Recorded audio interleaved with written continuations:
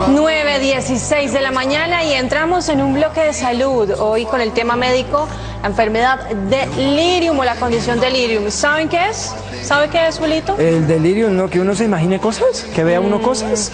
Puede estar un poco relacionado porque es un síndrome confusional agudo o delirium. Es muy frecuente verlo en personas de edad muy avanzada que son hospitalizadas en enfermedades específicas. Este síndrome es muy común entre los 75 o los 80 años. El delirium puede manifestarse como un estado de gran somnolencia. Los síntomas generales son alteraciones de la función cerebral y estos aparecen de repente y tienen mayor intensidad durante la noche. Para conocer más sobre el delirium y responder las diferentes inquietudes de nuestros televidentes, nos está acompañando el doctor Javier Cabrera, especialista en geriatría. Doctor, bienvenido. Muchas gracias, Mónica, por la invitación, y Julio César. Así es, el día de hoy vamos a tratar un tema que es muy importante que logremos identificarlo, porque es un tema que si logramos identificarlo en nuestras casas y consultamos a tiempo, pues podemos salvar muchas vidas. ¿Cómo reconocerlo y de pronto no confundirlo con esquizofrenia, con Alzheimer, con alguna otra enfermedad? Sí, el delirium, como tú bien lo dijiste, es un estado agudo de confusión cerebral y esa es la principal diferencia con la demencia. Cuando se presenta un delirium, esto se presenta en el término de horas o días máximo.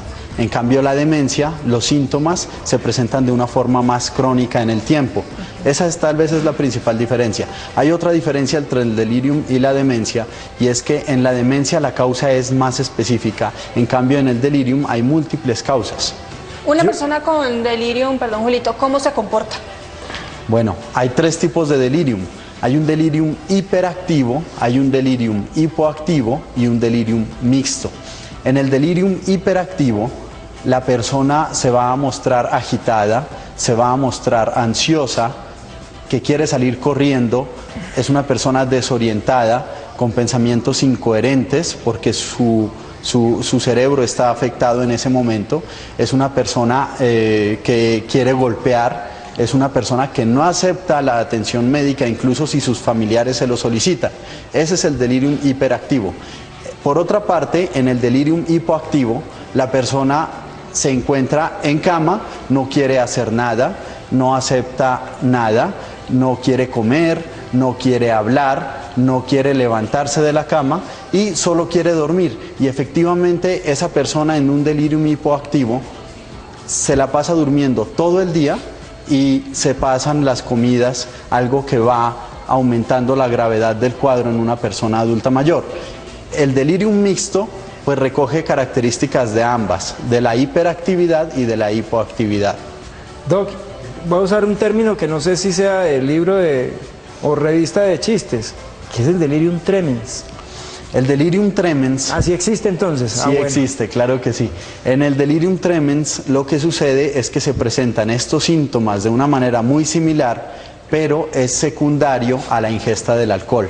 Entonces son esos cuadros de abstinencia por el alcohol y se presentan estos estados de confusión cerebral. Entonces, estos delirium se pueden presentar tanto en personas sanas, no estoy hablando del tremens, el delirium tanto en personas sanas como en personas que han abusado, no sé, de las drogas, del alcohol. Sí, hay muchas causas del delirium. Recordemos que el delirium es la consecuencia de una condición médica aguda. Entonces, entre las causas podemos encontrar los medicamentos inadecuadamente prescritos en las personas adultas mayores. Están los antihistamínicos, como los antigripales, están los medicamentos para el sueño, como los sedantes o hipnóticos, están los medicamentos, algunos antibióticos, como la ciprofloxacina, están algunos medicamentos que se utilizan para el estreñimiento, algunos laxantes como el bisacodilo, que son de cuidado en personas adultas mayores, y están algunos tranquilizantes como la benzodiazepina. Todas estas goticas que utilizamos para dormir, es mejor consultar porque no sabemos en qué momento esos medicamentos van a ser de un mayor daño que el beneficio. Entonces, entre otras causas podemos encontrar los estados de deshidratación aguda, los niveles bajos de oxígeno en el cerebro, como un accidente cerebrovascular, podemos encontrar las convulsiones como una causa de delirium, podemos encontrar los infartos al corazón, las embolias pulmonares, podemos encontrar cambios agudos en el entorno como ruidos fuertes o luces fuertes, enfermedades que afectan directamente al cerebro como los tumores o las metástasis, podemos encontrar infecciones de orina o infecciones pulmonares, también episodios agudos severos de estreñimiento o de retención de la orina cuando una persona no puede orinar. Podemos encontrar también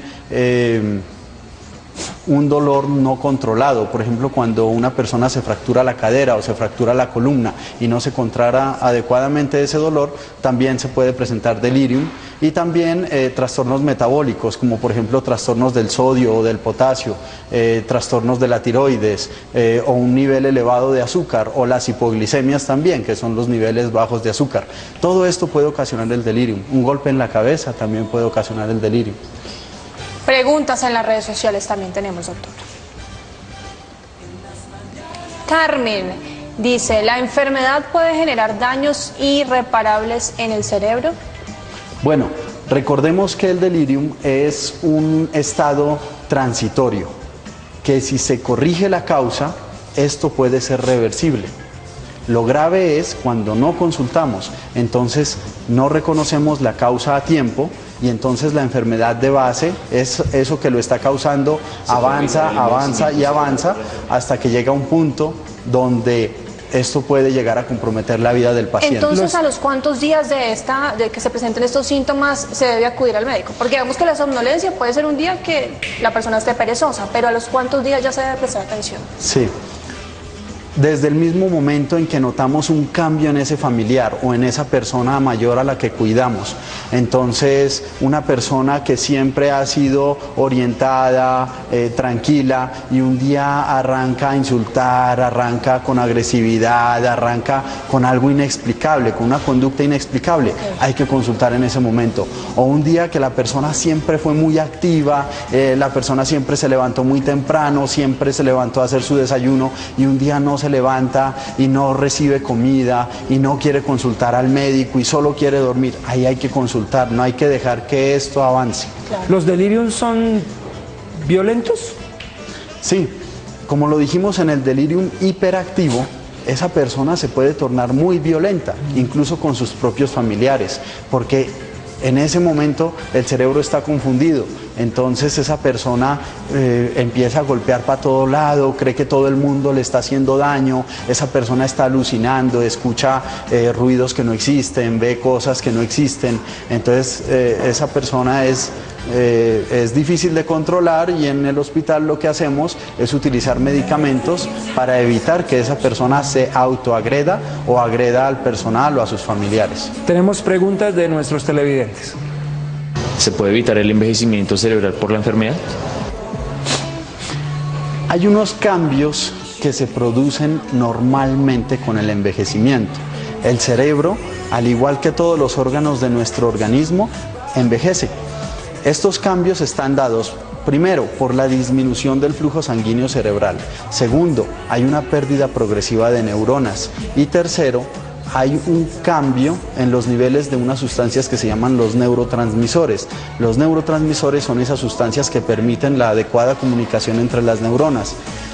Esos tres cambios que se presentan y se van a presentar en todos nosotros, en mayor o menor medida, dependiendo de cómo nosotros cuidemos nuestro cerebro, esos cambios hacen que el cerebro vaya perdiendo las reservas fisiológicas para enfrentar a cualquier lesión que se venga en el futuro. Dos preguntas en una. ¿El delirium se da más en mujeres que en hombres o viceversa? Y la otra es, ¿se hereda el delirium? Bueno, para la primera pregunta, el delirium se puede presentar en una mayor cantidad en mujeres que en hombres, porque recordemos que las mujeres están expuestas tal vez a un estado de indefensión en la vejez por todo el estado hormonal, ¿no?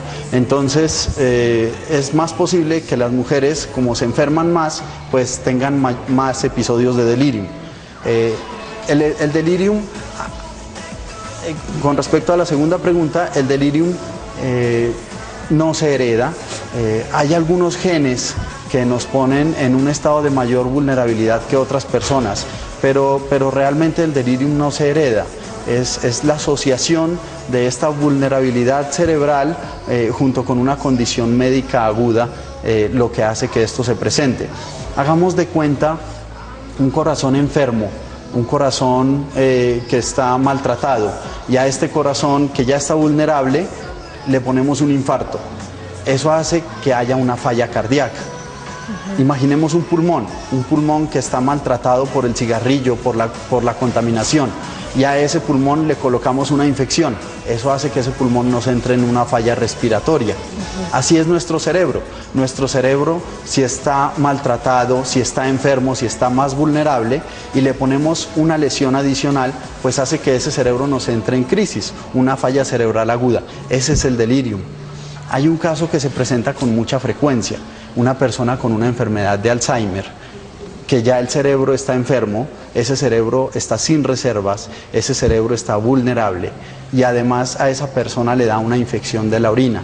Es muy probable que esa infección de la orina no se presente como en el resto de las personas con ardor en la orina, con ardor al orinar, sino que se presente con un delirium, con un estado de agitación. Así es. Tenemos otra pregunta de nuestros televidentes. ¿Este síndrome puede producir migraña? Bueno, cuando hay una lesión que está lesionando directamente el cerebro, como por ejemplo un tumor o unas metástasis, o por ejemplo un accidente cerebrovascular, este tipo de lesiones pueden producir una migraña o pueden producir un dolor de cabeza, y pues secundario a esto, si el dolor no es bien controlado o si se dan medicamentos inadecuados para controlar ese dolor, eso también nos puede producir delirium. Supongo que el que sufre de delirium también hay que tratarlo por depresión, digo, después de esos cuadros, o estoy suponiendo mal, doctor.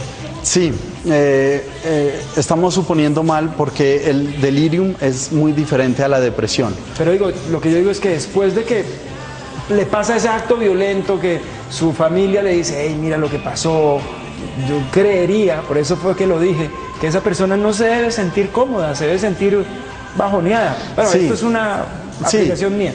Digamos que la persona va a sentir que su cerebro está ya más vulnerable que un cerebro normal, y entonces eso podría llevar a hacer sentir mal a la persona. Lo que sí debemos saber es que la depresión es un estado de vulnerabilidad cerebral también, y entonces una persona con depresión es más probable que le ocurra delirium a que una persona que no tiene depresión. Tenemos preguntas en @mananascolón. Magda dice, si una persona tuvo delirium y se le desapareció, después de unos meses puede aparecer de nuevo. Sí, cuando a una persona ya le da un episodio de delirium, eso es porque ese cerebro está un poquito más vulnerable que un cerebro normal. Entonces, en un siguiente episodio de otra infección, o un episodio de deshidratación, o un episodio de un trastorno metabólico, pues es más probable que a esa persona cuyo cerebro ya está más vulnerable le vuelva a dar delirium. Sor María Zapata tiene una muy buena pregunta y dice, ¿el delirium se puede presentar en personas de 36 años?